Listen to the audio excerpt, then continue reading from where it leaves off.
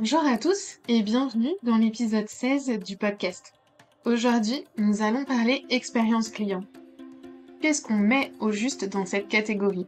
À quel moment on commence à y réfléchir?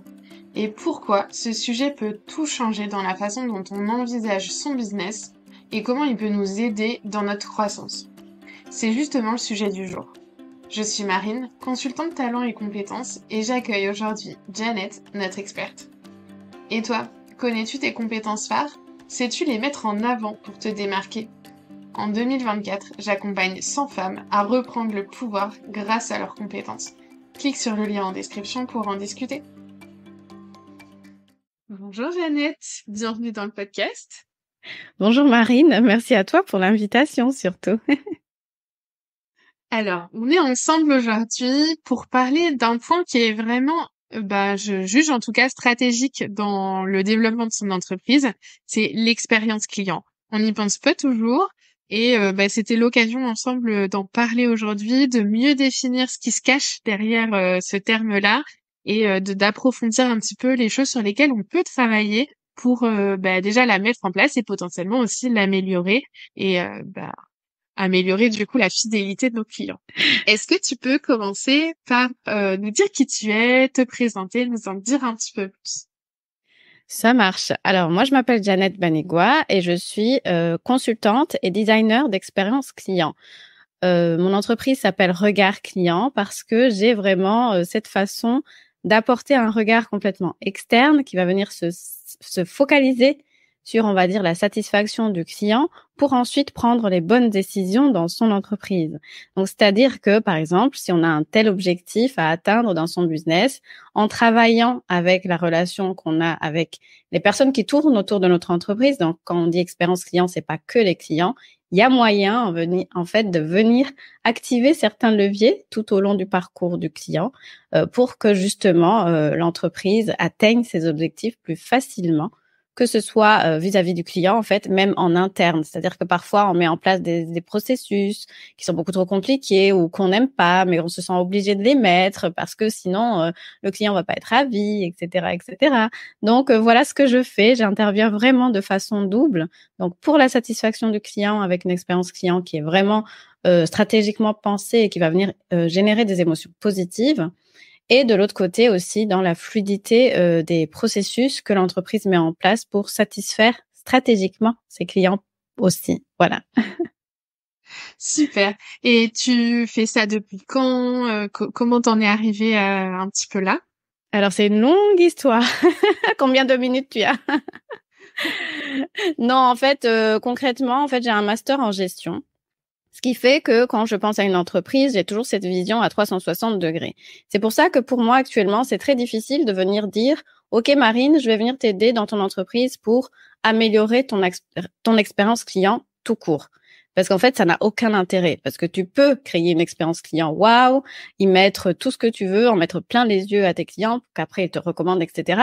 Mais si derrière, tu n'as pas les finances pour supporter ce rêve que tu as envie de mettre en place pour le client, ou que ça va te mettre en difficulté, ou que tu vas te retrouver avec des problèmes techniques, pour moi, ça ne sert absolument à rien. Donc, la première chose, c'est que j'ai vraiment cette vision à 360 degrés de l'entreprise qui fait que j'interviens de façon double. Ensuite, j'ai eu plusieurs expériences, on va dire, différentes. Mon premier stage, par exemple, c'était dans un e-business où j'étais en contact avec beaucoup de clientèle internationale. En fait, à ce moment-là, tu dois t'adapter parce que tu as des clients vraiment différents.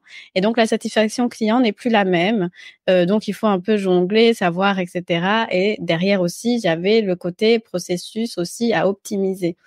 Ensuite, j'ai travaillé en banque. Donc moi, je suis ici en reconversion. J'ai travaillé 10 ans en banque d'investissement.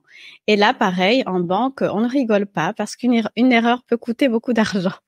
Donc, c'est-à-dire que pareil, les processus doivent être super fluides et le client, la satisfaction du client doit être pensée vraiment aux petits oignons parce que pareil, on n'a pas envie de perdre un client qui vaut des milliards. Donc, en fait, c'est vraiment une accumulation. Donc, ça, c'est vraiment le côté professionnel. C'est vraiment une accumulation d'expérience où on a toujours les processus de l'entreprise qui sont vraiment mis en avant pour venir réduire les coûts, etc., pour vraiment satisfaire le client en même temps. Et de l'autre côté aussi, il faut savoir que j'achète en ligne depuis plus de 17 ans. Et en fait, je suis tombée dedans comme Obélix, pour ceux qui connaissent la BD. Et en fait, je me souviens très bien de ma première commande en ligne parce que j'ai tellement aimé l'expérience que, en fait, du coup, j'ai passé 17 ans à acheter en ligne et à voir le marché évoluer dans tout ce qui est achat en ligne, e-commerce et tout ça. Beaucoup de choses ont changé actuellement, mais du coup, j'ai en fait cet œil expérience client digitale, ce qu'il faut faire pour faciliter l'achat aux clients, ce qu'il faut faire pour ne pas qu'un prospect s'en aille, etc. Donc, il y a aussi cette expérience derrière qui vient appuyer ce que je fais aujourd'hui et comment je me suis retrouvée dans ma zone des génies à faire ma reconversion professionnelle. Super. Alors justement, si on rentre un petit peu dans le cœur de notre sujet d'aujourd'hui, est-ce que tu peux commencer par nous définir un petit peu ce qui se cache derrière expérience client? À quoi ça correspond? Qu'est-ce qu'on peut prendre en compte derrière? Oui, alors c'est une très bonne question qui va justement venir un peu casser certains mythes. Alors l'expérience client, donc il faut partir du mot expérience, c'est vraiment la somme des émotions et du ressenti d'une personne qui va venir interagir de façon directe ou indirecte avec une entreprise. Mais vraiment, donc c'est-à-dire que ce n'est pas obligé d'être un client. Donc ce n'est pas une personne forcément qui a acheté dans l'entreprise. C'est vraiment n'importe quelle personne, de façon directe ou indirecte, qui va venir entendre parler, par exemple, d'entendre parler de mon entreprise par du bouche à oreille. Elle m'a jamais rencontré, elle a jamais vu ce que Regard Client c'est, mais quelqu'un lui a dit que. Voilà, ça c'est le bouche à oreille. Et ce bouche à oreille, en fait, il est puissant parce qu'il peut être positif ou négatif. Et donc, inciter les gens à venir acheter ou ne pas acheter. Et donc, augmenter le CA ou, enfin, le chiffre d'affaires ou du tout ne pas l'impacter.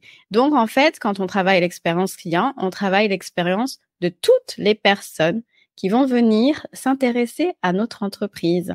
Et à partir de ce moment où on s'ouvre un peu plus on ouvre un peu plus l'angle de vue et la façon de concevoir cette expérience client.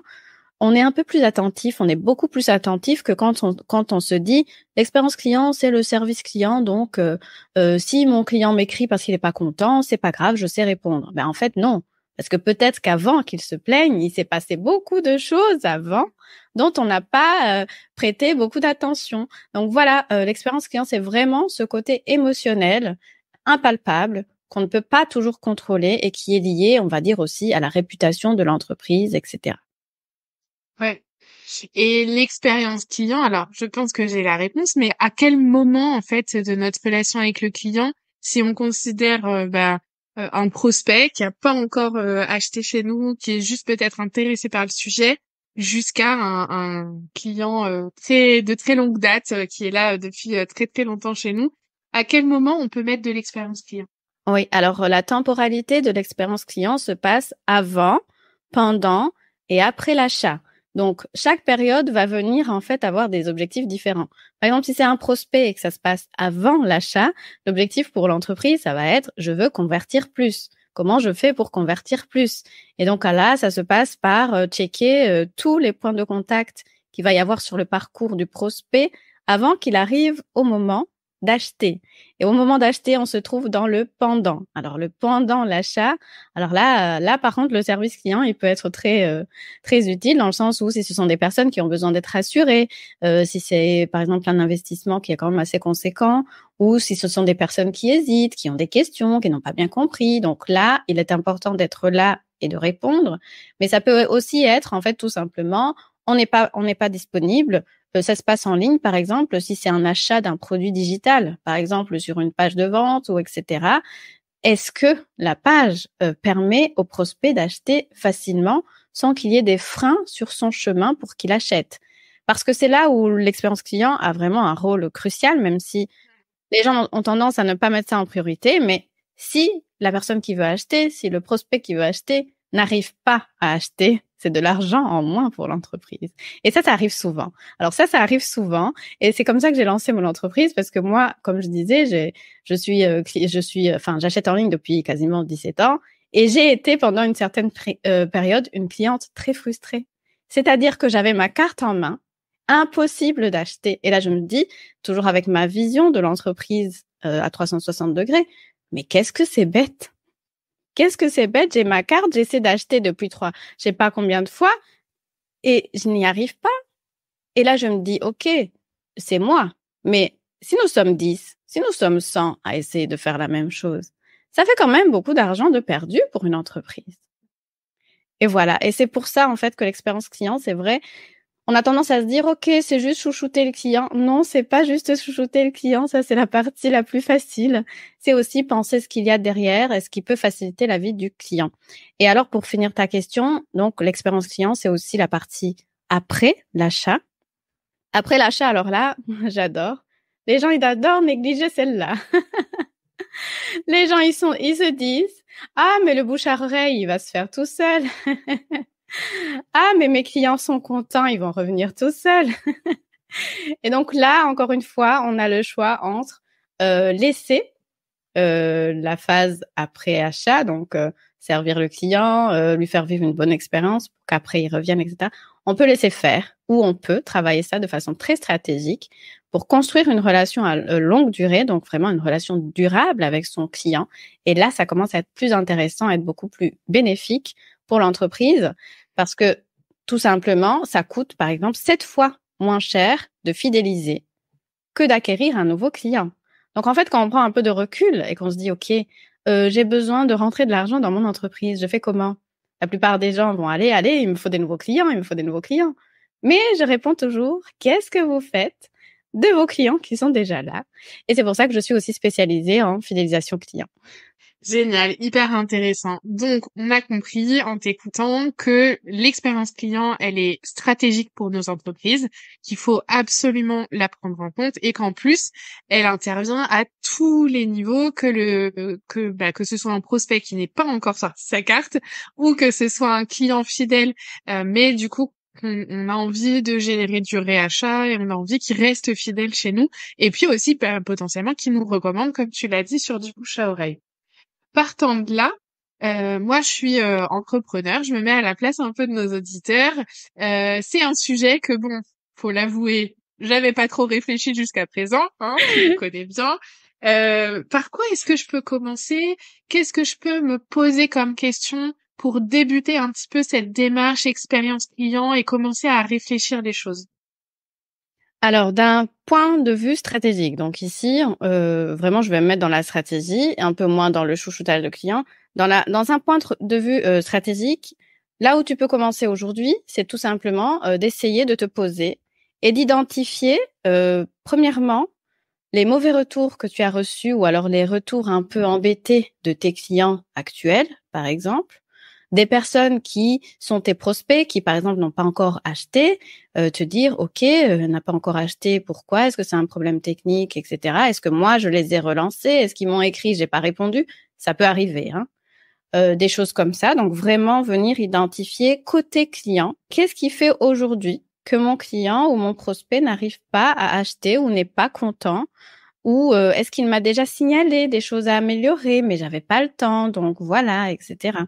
Donc ça, c'est la première chose qu'on peut faire, parce qu'une fois qu'on améliore ces petites choses, déjà, ça permet d'être dans une démarche d'amélioration continue dans son entreprise. Si on améliore les choses en continu, cela signifie qu'on va fluidifier de plus en plus le parcours du prospect et du client, et donc, forcément, si on fluidifie, on va faciliter l'achat, faciliter la recommandation, augmenter la satisfaction, etc., etc.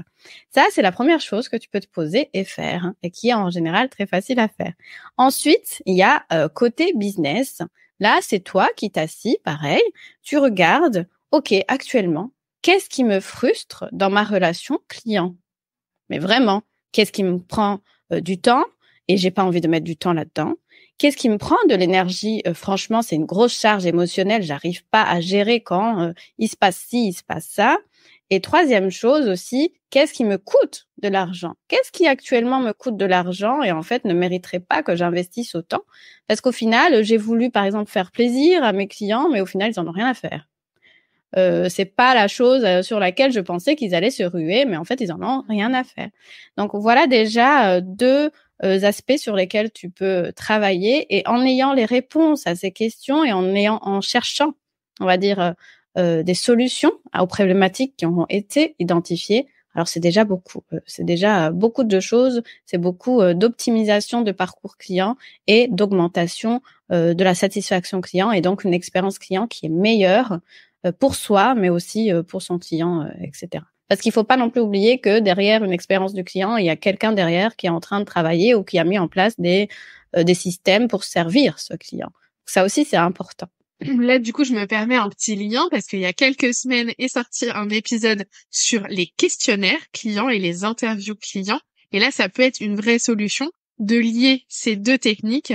Voilà, faire passer un questionnaire, que ce soit à nos prospects ou que ce soit à nos anciens clients, nos clients actuels, etc., pour comprendre les points qu'on peut améliorer et effectivement partir dans cette réflexion en ayant des pistes, en ayant des retours concrets, matériels sur lesquels s'appuyer et du coup des pistes de travail dans notre expérience client. Exactement, et c'est vrai que c'est un outil qui est qui ramène beaucoup d'informations. Moi, je dis toujours que c'est une mine d'or, en fait.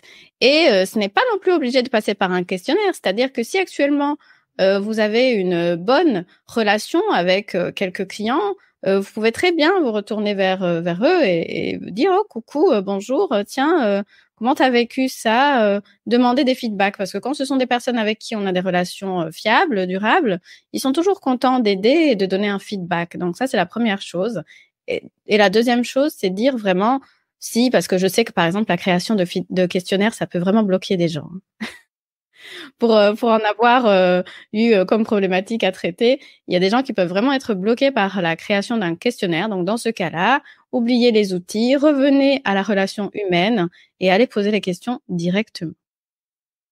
Complètement. Quand on a justement un petit peu fait cet état des lieux, qu'on a toutes ces informations qui nous sont remontées, est-ce qu'il y a un angle d'attaque que tu nous conseillerais en se disant commence par travailler sur ça pour pas que ce soit, tu vois, un dossier énorme et qu'on se dise ouh là là, c'est tellement gros que j'ai peur de mettre le doigt dans l'engrenage et de pas m'en sortir. Est-ce qu'on peut commencer par quelque chose de peut-être un petit peu facile qui nous donne envie du coup de continuer? Oui. Alors, effectivement, travailler son expérience client et optimiser son parcours client, ça peut être très, très long. C'est pour ça qu'ici, comme exercice, j'ai dit, il faut commencer par ces points bloquants pour le client et les points de frustration pour l'entreprise. Et une fois qu'on a ça, comment on fait? En fait, on fait une chose à la fois. Donc, vraiment une chose à la fois. Et si vous devez vraiment trier quelle action, par quoi commencer, je dirais, il faut se recentrer sur les objectifs de l'entreprise, tout bêtement. Donc, si mon objectif aujourd'hui, je suis dans un stade où j'ai besoin de faire rentrer de l'argent, par exemple, on va pas s'occuper à chouchouter le client si on n'en a pas encore ou qu'on est dans une période creuse. Par exemple, si on se dit OK, je veux faire rentrer du chiffre d'affaires, mais j'ai pas de quoi investir dans l'acquisition, alors on travaille sa fidélisation qui est beaucoup plus facile à travailler, par exemple.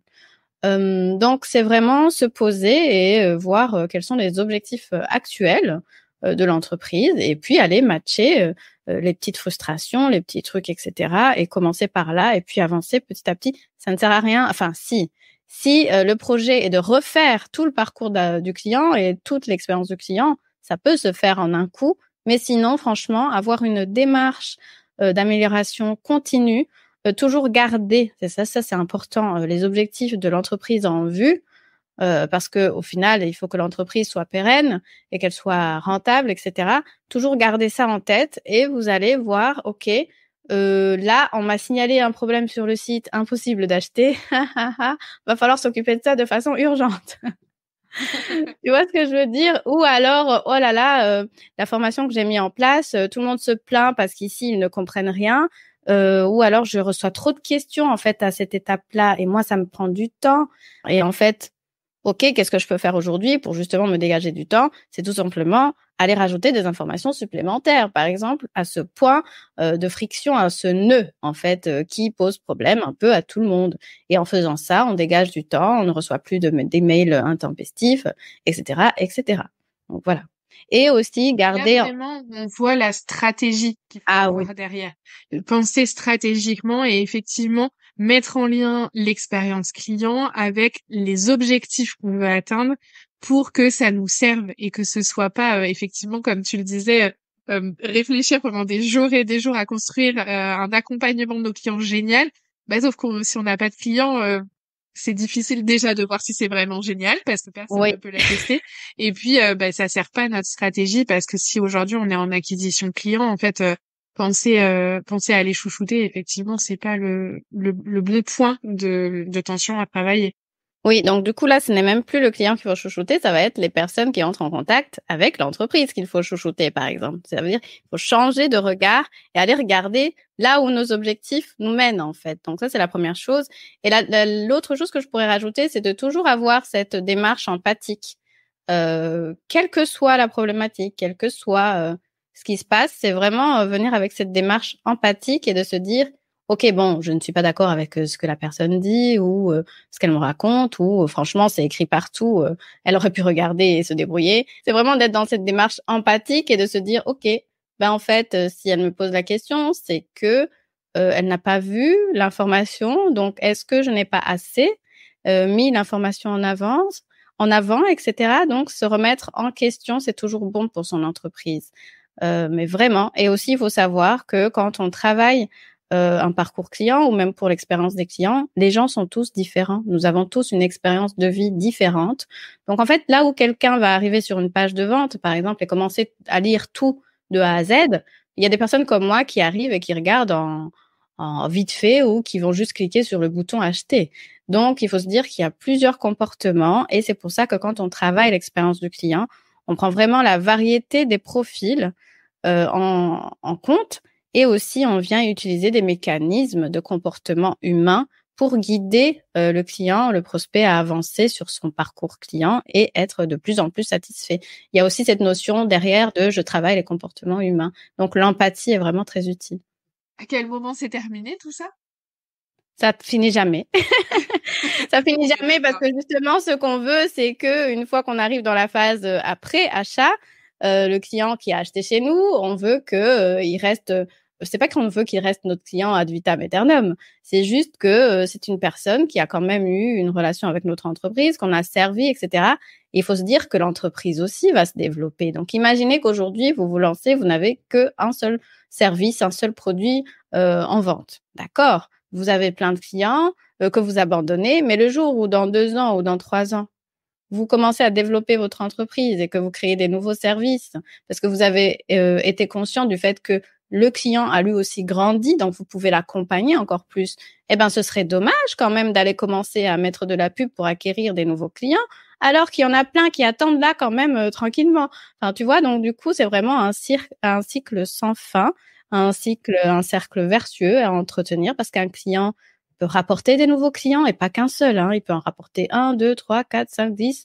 Voilà, c'est juste dire au final, je n'ai pas mon entreprise juste pour vendre mes produits, je suis là pour servir tant que la personne aura besoin de moi. Ouais.